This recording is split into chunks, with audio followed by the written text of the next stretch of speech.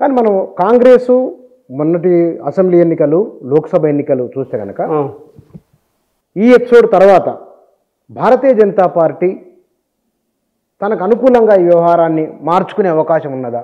ఒకటి. రెండోది, ప్రాంతీయ పార్టీల విషయంలో కాంగ్రెస్ బీజేపీ రెండు కూడా ఏకవైఖరితో ఉన్నాయేమో అనే ఒక భావన కూడా ఉన్నది.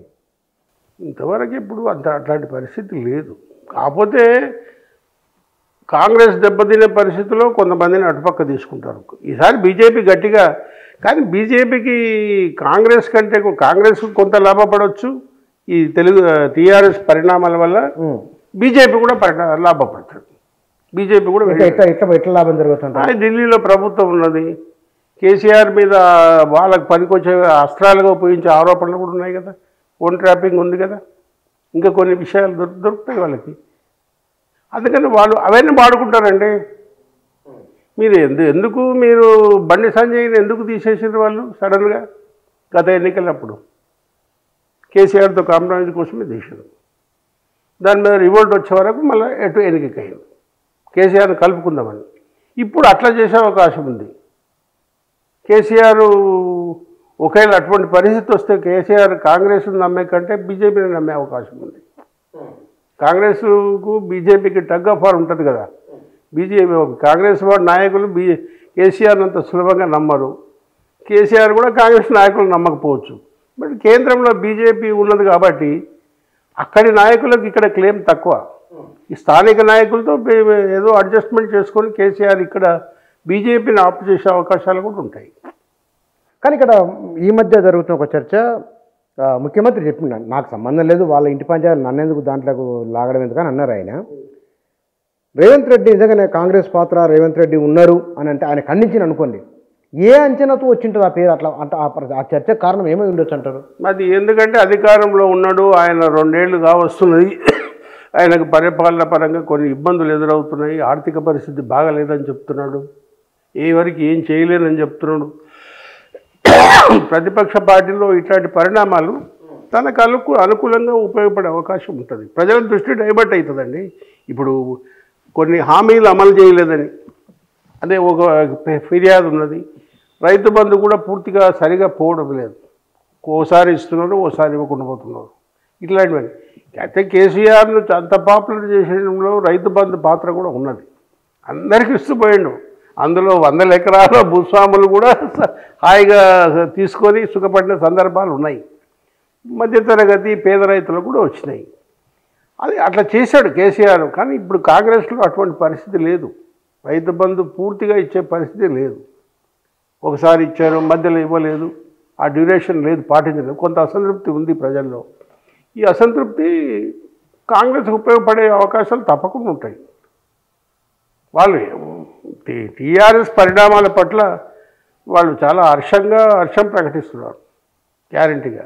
అంటే ఏం లేదు, కేసీఆర్కి ఇది దెబ్బ అని. అదే ఆ గ్యాప్ను వీళ్ళు పూర్తి చేసుకోవచ్చు. బీజేపీ ఇంకా లోకల్ బీజేపీ ఇంకా చాలా ఎదగాలండి. అక్కడ కూడా ప్రాబ్లమ్స్ ఉన్నాయి. ఏమున్నాయి? అధ్యక్ష పదవిలో ఉన్నది కదా, ఈటెల రాజేందర్ వస్తాడని చివరి వరకు జరిగిందా ప్రచారం? రామచంద్రరావు లేడు కదా. అందరూ కలిసి ఈటెల రాజేందర్ మీద రాకుండా ఒక అడ్డం పడ్డం వల్లే కదా జరిగింది ఇదంతా. అంటే కొత్తగా వచ్చాడు అని రామచంద్రరావు పాతవాడని పెట్టుకున్నారు. అది మరి తిరిగి నేను అనుకోవడం ఏంటంటే మళ్ళీ ఎలక్షన్ వచ్చే లోపల బీజేపీ మళ్ళీ అధ్యక్షుడు మారుస్తుందని అనుకుంటున్నాను. అది ఎవరు ఉండొచ్చు అంటారు? అప్పుడు ఈటెలకి ఇస్తారా ఇంకెవరన్నా అవుతారని. ఇప్పుడు ఆల్రెడీ ఇంతకుముందు కిషన్ రెడ్డిని పెట్టుకున్నారు కదా, బండి సంజయ్కి మంత్రి పదవి ఇచ్చారు కాబట్టి మరి నెససరీగా ఈటెల వైపే మొగ్గుతారనిపిస్తున్నది. స్కోప్ ఉందంట. అప్పుడు ఈటెల్లో కూడా వేరే దారి లేదు బయటికి వెళ్ళడానికి. లేదు, ఇప్పుడు ప్రస్తుతానికి లేదు, అవెన్యూస్ లేవు. అట్లా ఉండాల్సిందే, బీజేపీని నమ్ముకోవాల్సిందే ఆయన. కానీ ఇక్కడ కేసీఆర్ ఈ మొత్తం పరిణామాన్ని ఎట్లా ఆయన చక్కదిద్దగలరు? బిడ్డ విషయంలో ఖచ్చితంగా వ్యవహరించాల్సి ఉంటాడు. అంటే దూరం చేసిండు, ఆమెను ఎంటర్టైన్ చేయడం లేదని ఖచ్చితంగా నమ్మాల్సి ఉంటుంది. హరీష్ రావుకు కట్టడి చేయొచ్చు, కొడుకును కూడా కట్టడి చేసుకోవచ్చు. కానీ ఆయన వయసు ప్రాబ్లమ్స్, హెల్త్ కారణాల దృష్ట్యా కొడుకు మీద ఆధారపడవలసి వస్తుందో తెలియదు. తప్పదు, పెద్ద తప్పదు.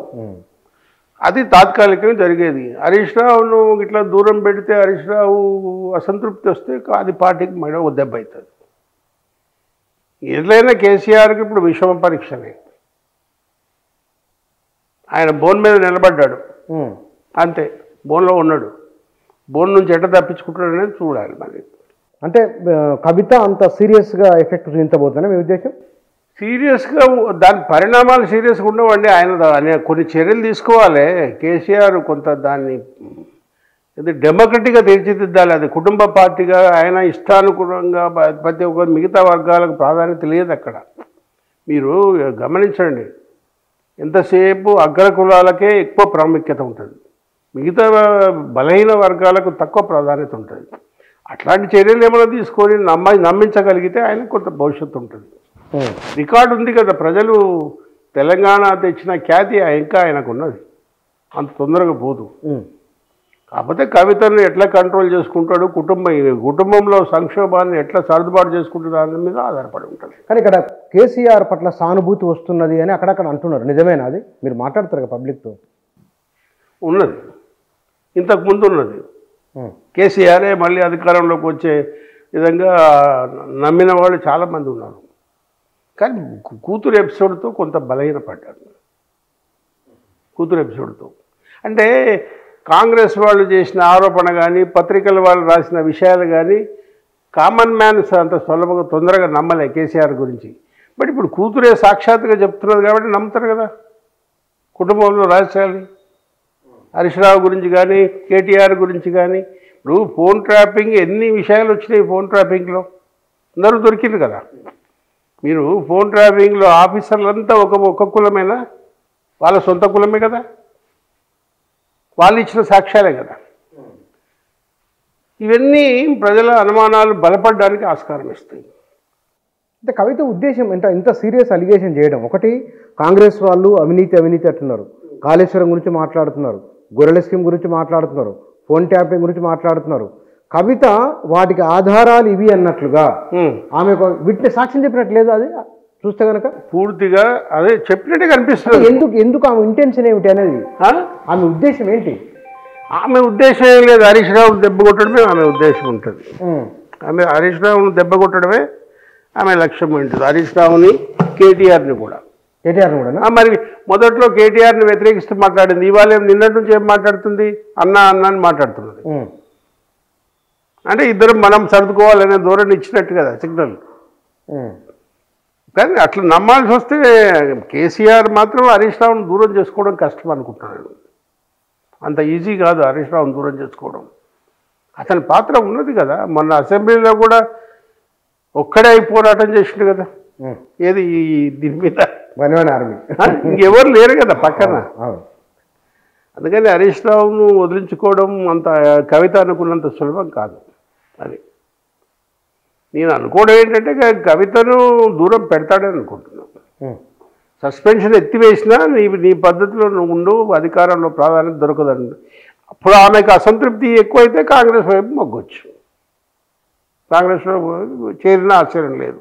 ఎందుకంటే గతంలో ఇట్లాంటి వాళ్ళకు అంత ఆశ్రయం కాంగ్రెసే కదా ఇచ్చింది. నాదెళ్ల భాస్కరరావు ఉదంతం ఉన్నది కదా, మనకు చాలామందికి చేరిండు కదా. నాదెళ్ల టీడీపీ నుంచి కాంగ్రెస్ వచ్చాడు.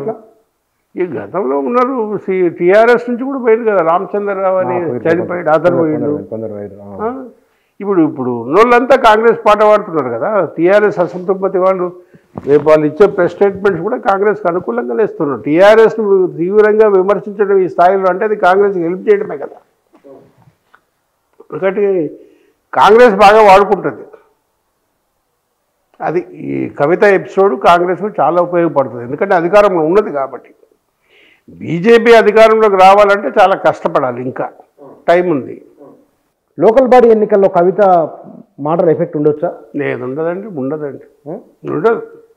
మళ్ళీ అది కవిత మాటల ఎఫెక్ట్ కొంత జరుగుతాయో మైనస్, కానీ అది కాంగ్రెస్ టీఆర్ఎస్ మధ్యలో కేంద్రీకృతమవుతుంది. అంతే.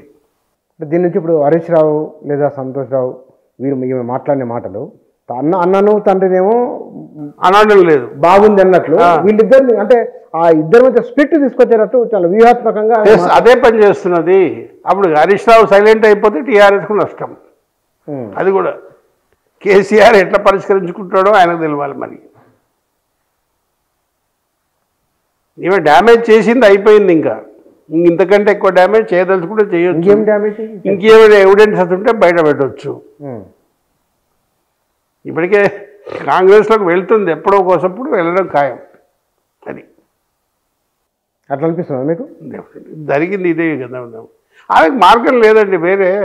బీజేపీ పవర్లో లేదు. విన్నారు కదా మీరు, ప్రెస్ మీట్ విన్నారు కదా, వింటే ఆమె మాటల్లో ఉన్న స్పష్టత కానీ తీవ్రత కానీ ఒక రాజకీయంగా నిలబడబోతానికి కనబడిందా మీకు ఆ మాటల్లో?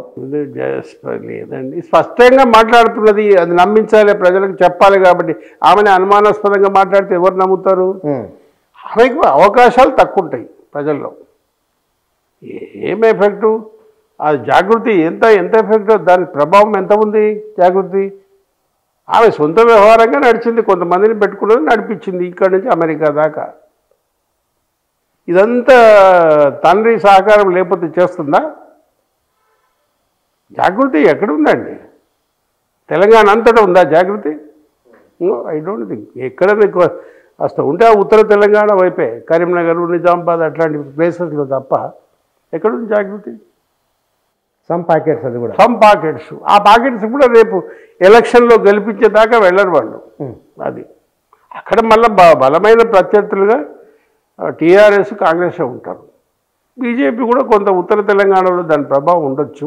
అది చేస్తుంది, వాళ్ళు పోరాటం చేస్తారు, వాళ్ళకు కూడా కొంత లాభిస్తుంది.